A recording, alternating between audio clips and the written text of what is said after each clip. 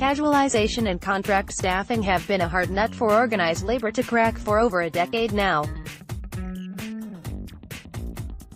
Organised labour believes that this is now more pronounced due to the economic downturn confronting the country. But the new national president of the National Union of Shops and Distributive Employees, NUSDE, Comrade Innocent Jaja, said his union is now ready to reignite the battle against employers engaging in casualisation and contract staffing in the sector and fight it into a standstill. He also slammed government for its inability to deliver on its campaign promises, calling on the workers to get their voters' cards and send the current administration packing. Jaja speaks also on matters which cut across expectations of workers, challenges and other sundry issues.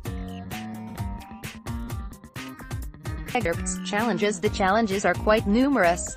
But let me start with the economy, which is like the father of them all. Our economy, if you ask me, is in coma, even though the federal government said we are out of recession.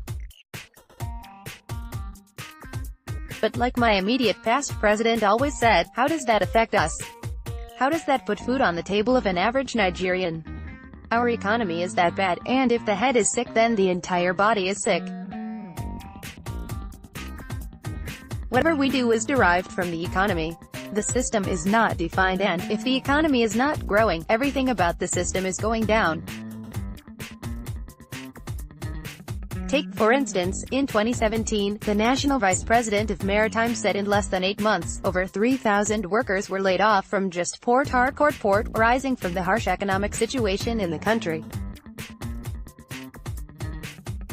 That is just in a single period. Now, because the economy is bad, companies are folding up, the ones that are around are managing to exist. The most hypothetical is the issue of power. The cost of running generators for one day in any establishment would tell if the economy is right or not. If a man, for instance, has 50 workers, and has a business that he earns $100,000 as profit in a day, that is fairly what is required for diesel to run generators for the business. Of course, workers are part of the larger part of the society. We are the worst hit because there is hardly any a week or month that we do not discuss the issue of downsizing with our employers arising from hardship. We are into retailing. If an employer requires 5 loads of diesel a day to run a shop, do that by 1 month, including other variable costs, the man cannot break even, and that is why we are having all these issues. It is that bad, and we pray, by His grace, we will not go into extinction. Expectation. Our expectation starts from the government because we will not talk about the employer without the government. We must have electricity fixed. I remember when Jonathan was president, the former Lagos state governor, who is now Minister of Power, said a responsible government would fix power in less than 1 year. The power outage now should be compared with that of the last administration. Why have they not fixed power within the past 3 years when he has been the Minister of Power? If we get power right, we will be able to fix everything in this country. Secondly, one wonders why those in government want to sell everything in this country. Everything privatized. Why is the Minister of Solid Minerals insisting on selling Ajaokuta steel after spending so much to construct it?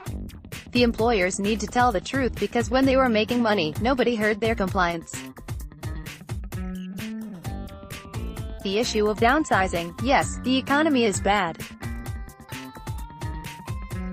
But if you have 10 expatriate staff, and you want to stock indigenous workers, the salary of one expatriate can take care of over 10 Nigerian workers.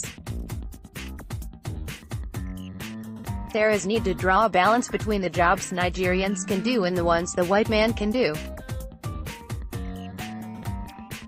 Our employers need to reduce dependence on expatriates and see how they can improve the welfare of local employees.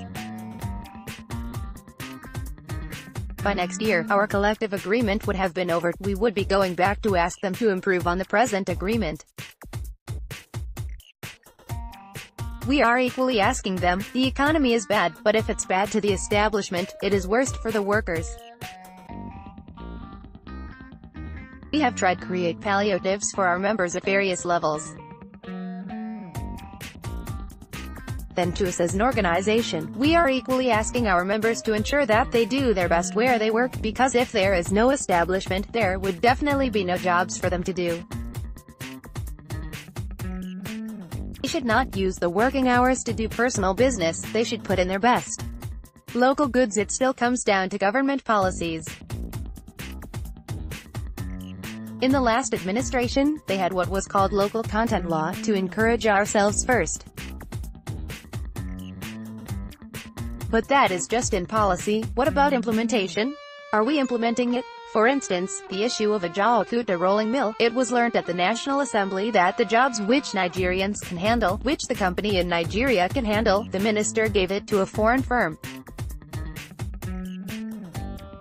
The issue is certainly implementation by government. All we can do is to continue to talk. I was at Ariara Market recently. In fact, I bought one pair of sandals that I equally saw in one shop for N$43,000. The man actually goes to Ariara to purchase it. I heard from Senator Ben Bruce that all the shoes he is using are from Aba. All we can do as individuals, let us encourage what we have. But the problem is government. The policies we have on ground are enough. We don't need more laws. So, we must keep talking. As a union, we are talking. We must encourage ourselves to patronize our local products. Casualisation. Like I said earlier, the unions are working, but it has to do with government. If we uphold law, we will achieve a lot. But our labor laws are like toothless bulldogs that only bark, but do not bite. If one goes through the labor law, it does not give organized labor the strength to hold employers responsible on the basis of not engaging the workers properly.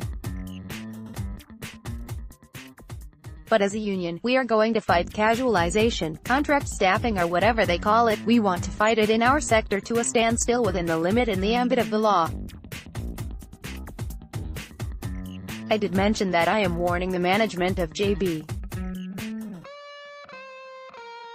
Chanrai in Port Harcourt. They have over 66 workers, contract workers, which they call security workers, working inside the shops. You can imagine that, they call them security staff, but working inside the shops. That is strange.